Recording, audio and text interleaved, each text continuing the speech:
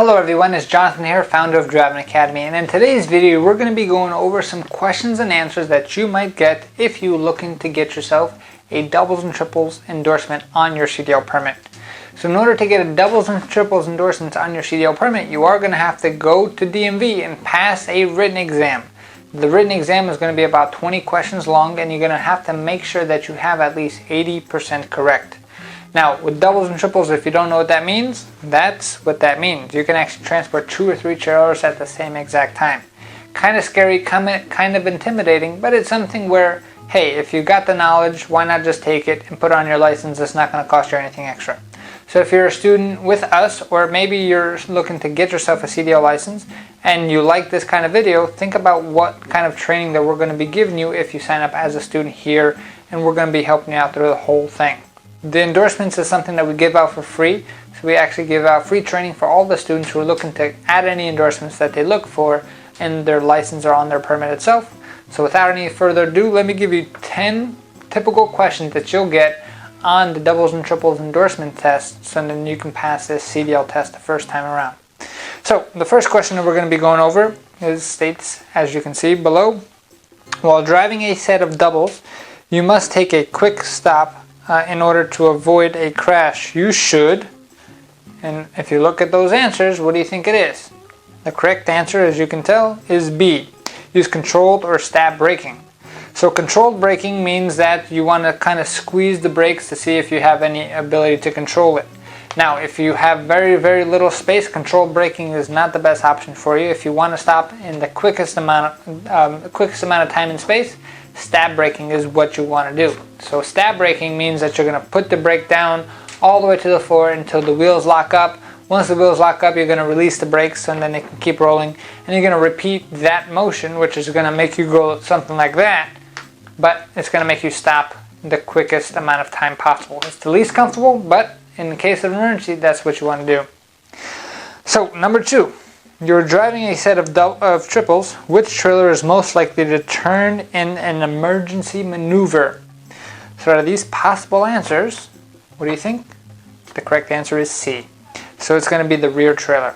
So this has to do with centrifugal force. It's kind of a big name of any time that you're turning something around or you're making any type of turn. Of course, whatever is at the end of the string or the end of the rope, or in this case at the end of the trailer, has the most force going on, so that's most likely to turn over. So in that case, it's always going to be the rear trailer. Question number 3. How can you check if the air is going through the rear trailer in a combination? Okay, so what does this mean? The whole trailer itself is powered by air brakes, right? So the brakes, I should say, are powered by air. So you want to make sure that each one of your trailers actually have air going through them. So that means that, especially when you're driving doubles and triples, do you want brakes on every one of your trailers? Because say you only have brakes on your front trailer and nothing on your back trailers, that means what's really going to stop them from moving forward, and that's going to keep pushing you the whole way, and it's not going to be comfortable. So one thing you want to make sure is that air is flowing through the whole thing. So when you're dealing with doubles and triple trailers, they actually have what they call an emergency valve on the back of the trailer, which is going to give you the answer, which is B, which is you will hear the air escaping if you open the emergency line shutoff in the rear of the trailer. That means at the end of these trailers, you're actually going to have to hook up the actual glad hands from trailer to trailer. So these trailers are made specifically because they want to make sure that you move the air from one trailer to the next and to the next. So all you have to do is open up the valve on the last trailer, and if you see air coming out of that valve, that means that you have air going through all your trailers. Pretty simple. So number 4, if you're in a skid, you should, and this one's pretty simple, the correct answer is D, take your foot off the brake and restore traction to the tires. Right? So if you're in a skid, that means that your wheels are locked up in most cases and you can't really control. So what you want to do, take your foot off the brake, let things kind of gain traction again, and then you're in control. Question number 5. On a slippery road, you must avoid, the correct answer is D. So you must avoid braking too hard or accelerating too hard. So especially on slippery roads, if you brake too hard, you're going to cause a skid, which means the tires are going to lock up. Accelerating too hard, that means your wheels are just going to spin and you're not going anywhere and you have no control. So the whole thing here is speed is not it. It's especially when you're traveling with 2 or 3 trailers. Control is the most important thing for your safety, right?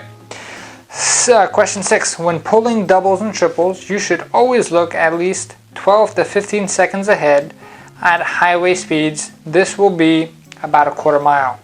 So this rule doesn't only happen when you're pulling doubles and triples. This is if you're driving any kind of CDL vehicle. So this question will actually pop up on your general knowledge exam as well. So make sure you're ready for that. So you're either going to see 12 to 15 seconds or quarter mile. Number 7. Before hooking a dolly to the rear trailer, how do you know to tell the trailer height is correct? So this is the same type of question that's going to pop up on a combination vehicle exam, and this is the same thing with hooking up fifth wheels. So the correct answer is going to be A, which is it will be slightly lower than the center of the fifth wheel. So what does that mean? That means that, say this is the trailer, and then we're going to have the fifth wheel right here. So you want your trailer to be slightly lower than the fifth wheel. What's the reason behind that? So when your fifth wheel actually backs up, it lifts the trailer and it has locked in place, which means there is currently no space and there's nothing in there that's going to stop it from hooking up incorrectly. So the correct answer, that's why you want the trailer a little bit below the fifth wheel, so the fifth wheel lifts it up when you back up into it. Right? And then the next one is going to be number 8, which is converter dollies. So the correct answer there is going to be often do not have spring brakes. So we were talking about brakes before, right? So we want to make sure that the trailers itself have brakes. The converter dollies are the dollies that are in between each one of the trailers, because you actually have to hook up the trailer to something, right? So those usually do not have spring brakes, which means when you push your foot on the brake, it's going to work. But however, when you put it in park, it's not going to engage, and it doesn't really need to because you have all the trailers have their own spring brakes. Number 9. We're going to run through a scenario. So it is noon and you're driving in a rainstorm. What should you do to make sure that you are maintaining proper following distance? The correct answer here is going to be B. Allow much more space than is needed in ideal driving conditions. So if you were to look at the CDL manual itself, it says that you should reduce your speed by a third of the actual speed limit itself, right? So you can do the math. In very, very simple terms, if the speed limit is 10 miles an hour, you want to reduce it by a third. If it's 50 miles an hour, reduce it by a third. And if you reduce it by a third, that means that you want to make sure that you keep enough following distance in front of you to make sure you can stop in a very, very easy way. But the correct answer there is B. And then number 10, the last question for today is going to be, when is it okay to disconnect the steering axle brakes on your vehicle? And of course the answer is going to be never. So steering axle brakes, that means that it's your steering tires. When would you ever want to disconnect your steering tire brakes? That's just a silly question. The answer is going to be never, and hopefully you got that one right. So this is a quick sample of the doubles and triple endorsement questions and answers. If you like what you heard here, imagine how much you'll like being a student here at Driving Academy. We have classes starting every single week, so if you need help to get yourself a CDL permit, or if you need help to get yourself a license, we're here to help you. We're probably the only school around that can actually guarantee that we get your license. And how that works is, first we're going to give you all the classroom training that you need, just kind of like stuff that we just went over here. And then after that, we're going to give you all the hands-on yard and road training so you actually learn how to drive the truck. Plus, we're going to give you unlimited attempts at the test itself. So that means if you fail because you're a nervous test taker, we're going to keep taking you for the test at no extra cost to you. Those courses are usually in the $4,000 to $8,000 range, depending on the package that you're looking for. But if you want specifics, there's 2 things you can do. You can give us a call, 908-525-3609.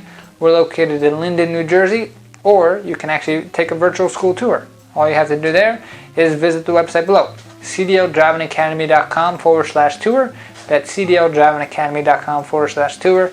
I'll be able to walk you through the entire process of exactly what is the best option for you. So we here at Driving Academy, we have a mission of helping 1 million people get on the road to freedom, and we would love for your input. So if you need help with anything, please leave a comment below, give us a thumbs up, and if you're not subscribed to the channel, make sure you subscribe, because we are growing the channel and we're posting content every single day.